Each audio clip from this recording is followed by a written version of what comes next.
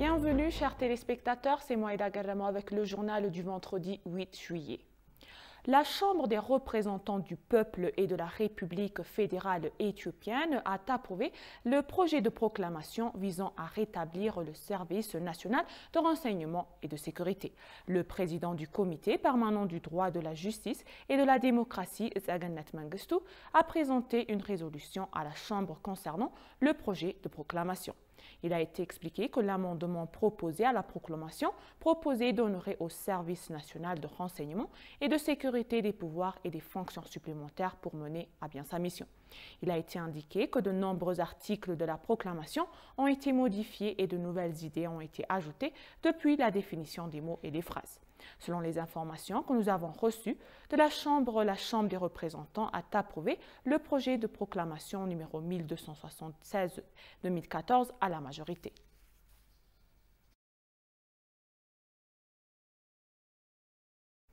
Le Premier ministre Abiy Ahmed a déclaré qu'il aurait le dialogue sur l'intérêt national de l'Éthiopie alors que le gouvernement cherche à trouver une solution pacifique au problème dans la partie nord du pays. La Chambre des représentants des peuples a tenu sa 16e session ordinaire.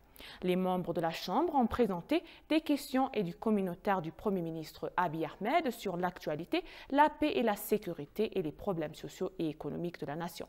Metasabeot Daragay nous présente les détails. Assurer la paix et la sécurité des citoyens relève de la responsabilité du gouvernement d'un pays. Dans certaines parties de l'Éthiopie, comme dans les régions d'Oromia et de Gambella, des civils ont été tués en raison de leur identité. Lors de la 16e session ordinaire de la Chambre des représentants du peuple, les membres de la Chambre ont fait part de leur inquiétude concernant le massacre continu de civils sur la manière dont le gouvernement entendait limiter les meurtres de citoyens. Le Premier ministre Abiy, pour sa part, a répondu que de strictes mesures étaient prises pour contrôler les attaques terroristes. Les membres du Parlement ont réagi aux tueries commises à Wellaga dans la région d'Oromia. Les membres du Parlement ont également demandé au gouvernement éthiopien de prendre de sérieuses mesures d'application de la loi pour traduire les auteurs en justice, ajoutant que la communauté a la même responsabilité de travailler avec le gouvernement dans l'opération d'application de la loi. Les membres de la Chambre des représentants ont également réitéré que leur gouvernement doit prendre des mesures sérieuses pour arrêter les massacres de civils dans différentes parties du pays, puisque la première responsabilité d'un gouvernement unique est d'assurer la paix et la sécurité de ses citoyens.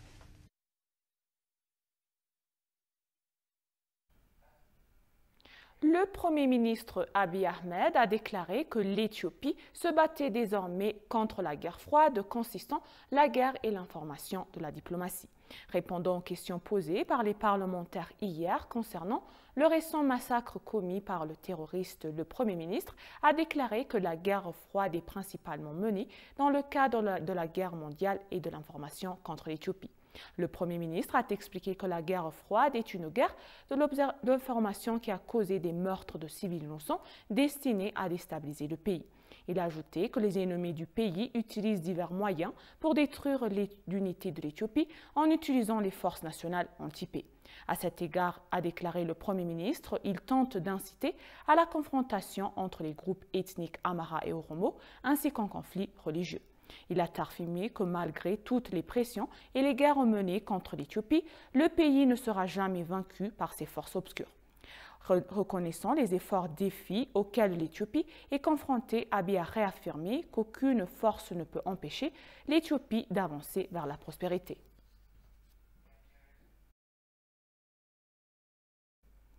Le Premier ministre Abiy Ahmed a déclaré aux membres du Parlement que le terrorisme a resté une préoccupation mondiale, ajoutant que le vague d'attaques contre les civils en Éthiopie d'être vu sous cet angle.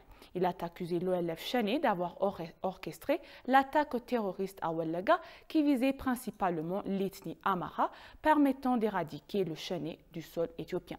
Écoutons les détails. Le Premier ministre Abiy Ahmed s'est adressé jeudi aux législateurs au sujet du nouveau massacre d'Amhara ethnique dans la région de Wellaga Oromia en Éthiopie. Il s'agit de sa première apparition devant le Parlement de 547 sièges après la vague d'attaques qui s'est produite à Oromia, l'État le plus peuplé d'Éthiopie. Le Premier ministre Abiy Ahmed a déclaré que le terrorisme était devenu une préoccupation mondiale. Le Premier ministre a assuré aux membres du Parlement que le gouvernement ferait de son mieux pour protéger les civils contre tout danger. Il a néanmoins précisé que ni l'ULF, Cheney, ni d'autres groupes terroristes ne peuvent se souffrir à eux-mêmes, ajoutant qu'ils ont des facilitateurs de l'extérieur qui les aident dans leurs actes braves. Il a exhorté les Éthiopiens à comprendre l'état d'esprit et les principes du groupe terroriste et à coopérer avec les forces de l'ordre pour exposer leurs plans idiots. Les allégations d'un deuxième massacre ethnique récent de la région agitée d'Oromia déstabilisent davantage un pays déjà aux prises avec la guerre civile dans une région du Nord. Le terroriste OLF Cheney a conclu des alliances avec d'autres opposants au gouvernement, y compris le TPLF, et s'est récemment associé à un autre groupe rebelle pour mener une offensive à Gambella. Il a rejeté certaines accusations qualifiant le gouvernement réticent à arrêter les tueries. Pendant ce temps, le Premier ministre Abiy Ahmed a révélé que plus de 6 attentats terroristes ont été déjoués dans la capitale Addis Ababa. Les principaux domaines d'intervention du budget alloué pour l'exercice budgétaire éthiopien 2022-2023 déposés à la Chambre sont sur la réduction de la dette et du déficit budgétaire, l'économie judicieuse des ressources, la stabilisation de l'inflation, la réhabilitation et l'aide humanitaire, le maintien de la sécurité nationale et de la paix. Le budget éthiopien 2022-2023, qui a été présenté sous forme de projet et passé par diverses discussions, est approuvé jeudi lors de la 16e session ordinaire de la première année de la Chambre des représentants du peuple. Meta Sabel Dalagay nous présente les détails.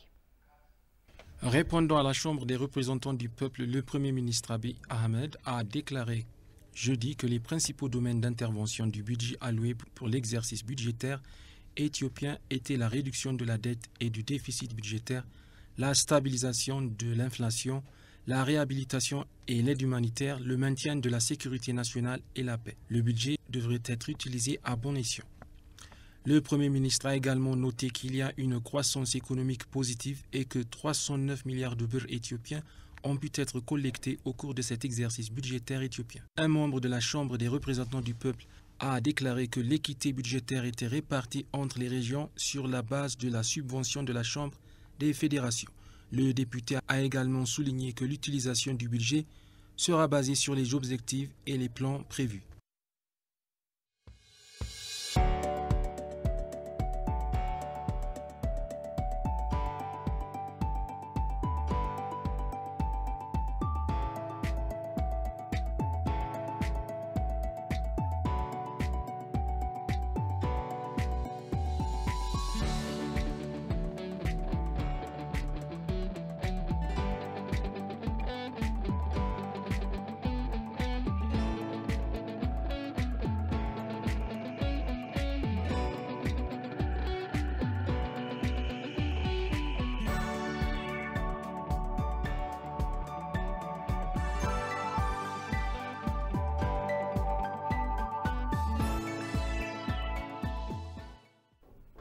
Le vice-premier ministre et ministre des Affaires étrangères, Demeke Mekonnen, a appelé l'Éthiopie à apporter un soutien important au relèvement du conflit.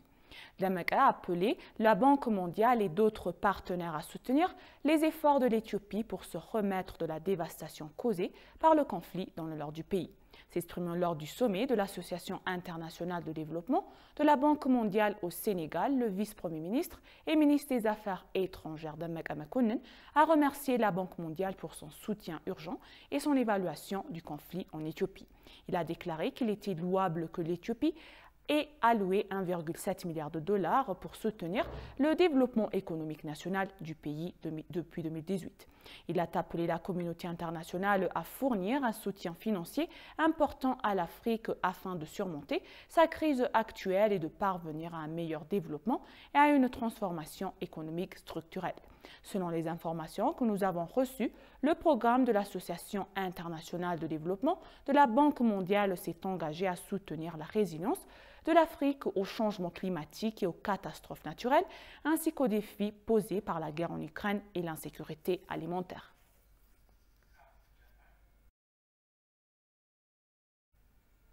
Le Japon a décidé d'accorder une aide d'urgence d'une valeur de 6,5 millions de dollars aux personnes touchées par la sécheresse dans la région somalienne. La subvention sera fournie sous forme d'aide alimentaire d'urgence dans le cadre d'un partenariat avec le Programme alimentaire mondial. Il devrait fournir 7 600 tonnes de nourriture à 446 000 de personnes dans la région somalienne qui ont été touchées par la sécheresse. Cela permettra aux bénéficiaires de subvenir à leurs besoins alimentaires de base pendant une période de 6 mois, de juillet à décembre 2022, selon un communiqué publié par l'ambassade du Japon à Addis Abeba. Cette décision a été faite après que le Premier ministre Kishida a annoncé 200 millions de dollars d'aide à la sécurité alimentaire lors du sommet G7 le mois dernier en réponse à la détérioration de la sécurité alimentaire mondiale qui a été exacerbée par la situation en Ukraine.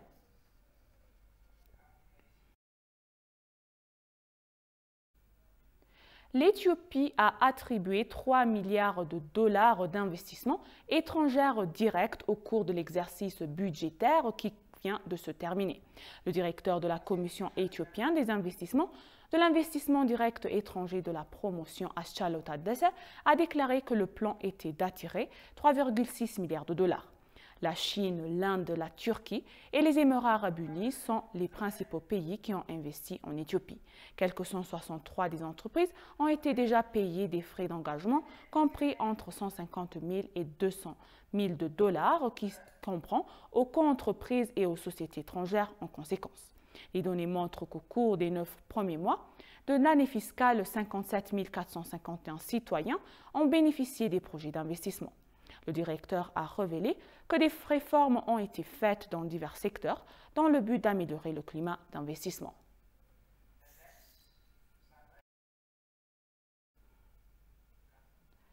Chers téléspectateurs, nous vous rappelons les titres principaux. Le peuple et le gouvernement éthiopien donneront toujours la priorité à la paix.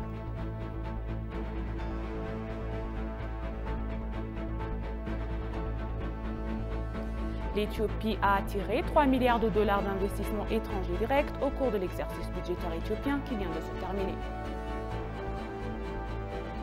Merci chers téléspectateurs, ainsi s'achèvent les journaux du jour. C'était Moïda Garamo avec le journal. Restez avec nous avec le reste des programmes. Je vous souhaite une bonne journée.